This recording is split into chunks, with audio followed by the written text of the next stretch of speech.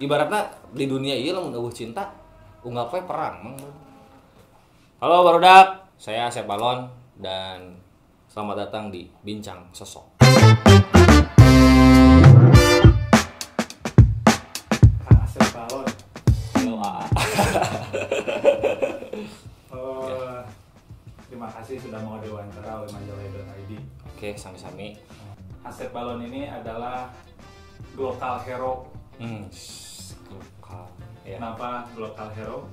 Seperti yang di belakang itu, memang prestasinya sudah siapa sih yang nggak tahu Asep Balon? Wah, alhamdulillah ini juga barudak sawareng.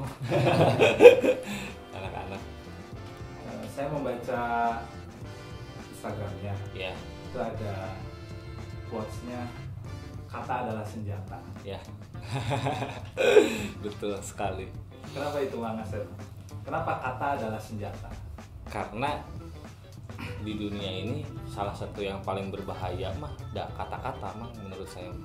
Bahkan maksudnya banyak yang kayak udah jadi istilah umum kalau ditenggel mah atau dipukul mah bisa sembuh gitu. Tapi kalau sama kata-kata mah kadang justru lebih menyakitkan daripada diserang secara fisik gitu.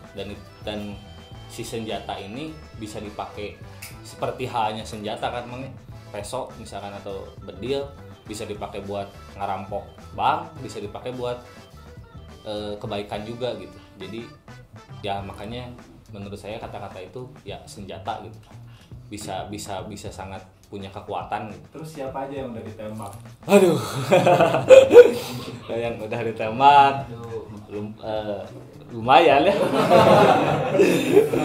Karena menurut saya tuh ada Hasil. alhamdulillah. Nembak siapa? Atau ya kata-kata itu ditujukan sama siapa? Ya. Kalau misalkan dari lagu-lagu saya yang biasa, kan kayak lagu-lagu yang reguler gitu ya, itu mah mungkin bisa dibilang ya ke orang yang misalkan nih kayak lagu Mending Jomblo, mungkin itu kata-kata itu adalah buat orang yang sesuai dengan apa yang diceritakan di lagu itu gitu kan. Kayak lagu Mending Jomblo itu kan nyeritain tentang orang yang pacaran tapi malah kesiksa gitu, malah menderita. Ya berarti ditembaknya itu kata-kata buat orang-orang yang seperti itu gitu. Karena kan kalau bahasa ayeuna mah toxic relationship teh gini mah itulah kayak gitu-gitu. Terus ada juga kalau di hip hop itu, di culture hip hop itu ada yang namanya diss track kan mah. Itu mah jelas gitu ketika bener-bener kata-kata senjata deh, bener-bener emang karena kan di lagu diss track itu kita bisa menyerang orang gitu ya. Kita saling serang tapi lewat kata-kata gitu, lewat lagu kayak gitu sih. Jadi alirannya ini apa? Hip hop Sunda. Apa ya? Sebenarnya saya tuh bingung kalau dibilang genre atau aliran tuh ya, karena kalau dibilang hip hop nggak hip hop banget gitu, nggak 100% hip hop gitu. Kayak ada musik-musik yang lain, ada ska-nya, ada reggae-nya juga. Tapi memang kalau roots-nya mah basic-nya mah emang hip hop sih gitu mah. Hip hop Sunda boleh, hip hop ya itulah hip hop Sunda bisa. Ada yang mengatakan, yaitu saya, Iya. kalau Bang Asep Balon ini penerus Darso. Wah itu mah berat, maksudnya amin tapi di beda genre gitu. Iya, tapi penerus Darso. Amin sih, maksudnya almarhum Kang Darso adalah salah satu orang yang ya legend lah buat kita semua gitu, orang Sunda gitu ya khususnya, termasuk buat saya gitu, inspirasi juga. Dan saya juga sering malah sebenarnya mah ke anak-anak teh ya, maksudnya karena kalau kita mimpi mah jangan tanggung nyemangnya, maksudnya ya kalau misalkan bisa seperti itu alhamdulillah gitu, amin lah, saya mah aminin aja. Tapi kalau untuk saat ini sekarang ini wah masih jauh pisan. Semeninggalnya Darso Ya. Industri musik Sunda Ya. meredup, dan sekarang muncul lagi karena Asep Balon.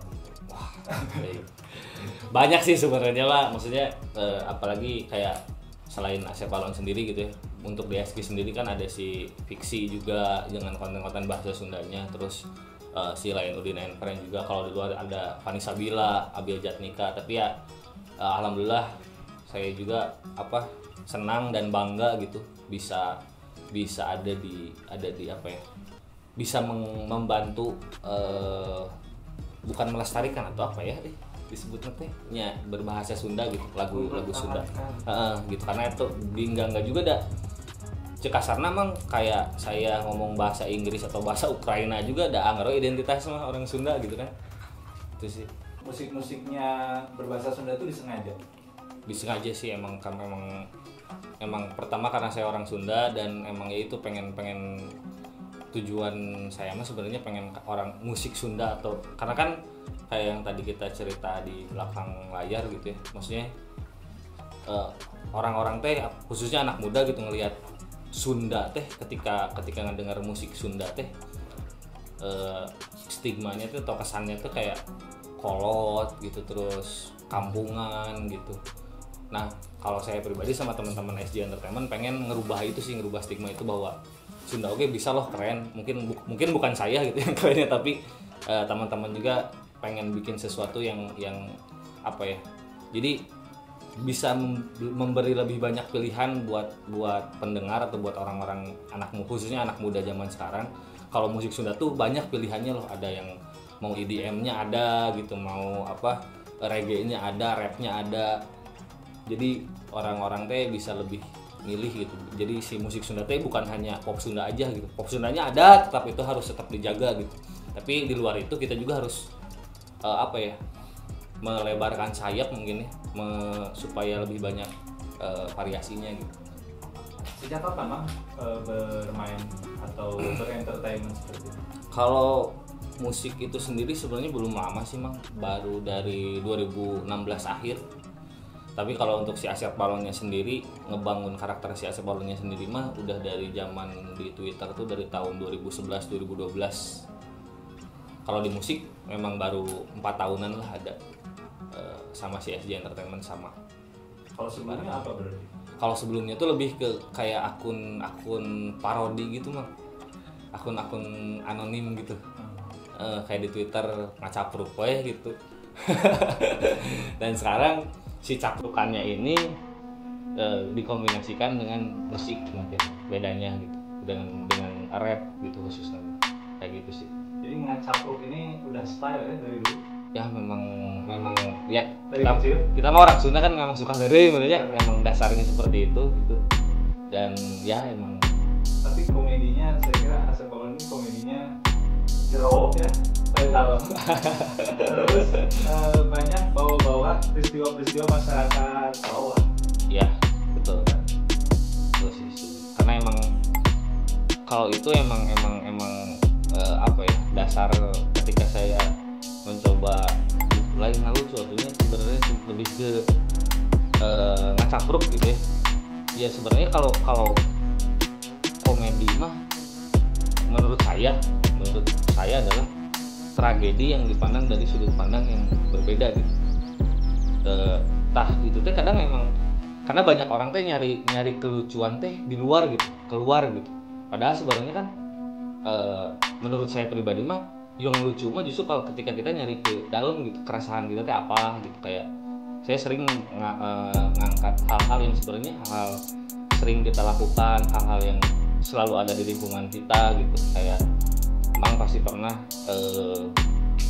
sampo botol terus beak terus diisiin cai gitu kayak gitu-gitulah, hal-hal simpel gitu yang tapi sebenarnya lucu gitu kalau dikemas secara komedi mah gitu.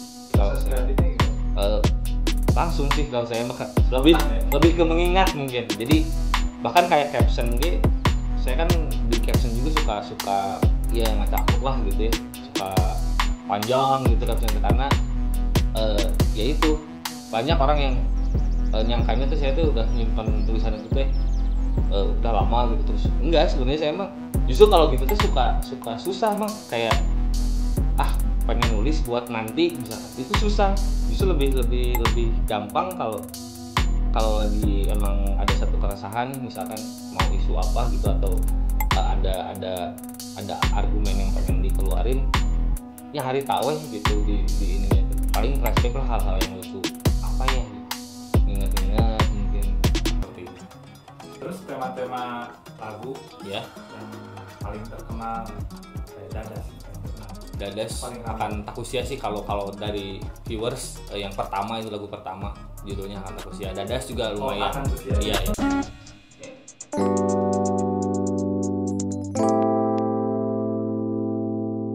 Mendengar atau berbicara? Mendengar, karena saya mah paling ngeri itu ketika kayak gini. Kalau kita lagi ngobrol nih, tapi saya tuh nggak paham apa yang diobrolin, saya mah nggak akan ngomong. Jadi mending memahami dulu gitu. Kalau udah paham, nah baru Oke. bicara. Blues atau golput? Walaupun nggak tahu ya, saya tuh belum nemu orang yang menurut saya sepas gitu, sevisi gitu, atau emang kerasa care-nya gitu. Oh, nggak pernah ada. Mungkin, tapi saya percaya sih bakal ada sih, Bang. Bakal ada sih, tapi nggak tahu kapan bakal ada sih. Tapi kalau untuk saat ini tidak. Konser di kampung sendiri Ya, atau ke luar negeri tiba-tiba bentrok akan milih yang mana? Ada pilihan antara mimpi dan menjadi.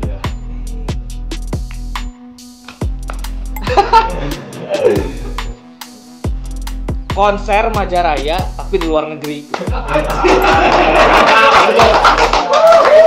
Ya. Jadi Di luar negeri.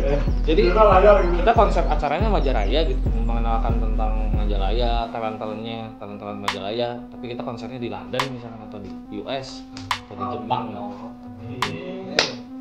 Ya.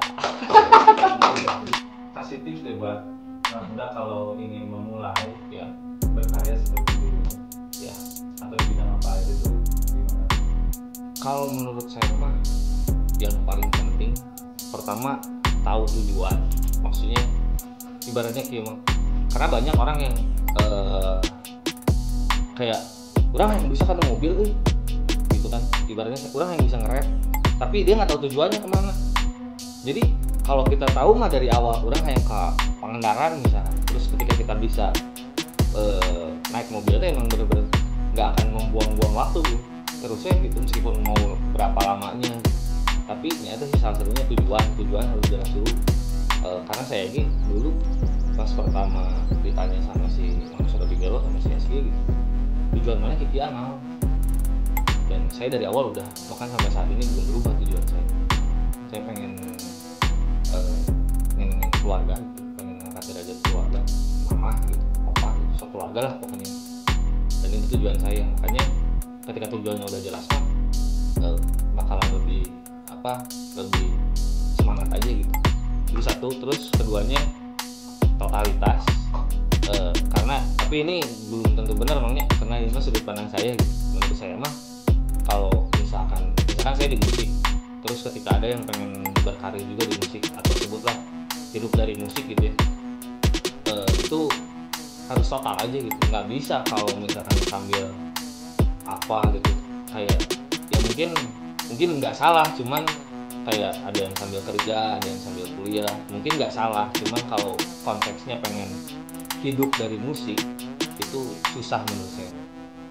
Jadi emang menurut saya kalau pengen karena kan bermain musik atau menciptakan karya musik dan hidup dari musik adalah dua hal yang berbeda, dan dua hal itu jalannya juga beda-beda, prosesnya juga beda-beda gitu. Kalau kalian misalkan memang cuman hobi aja ya nggak apa-apa gitu, sambil kuliah kayak mau sambil kerja mau sambil apa gitu.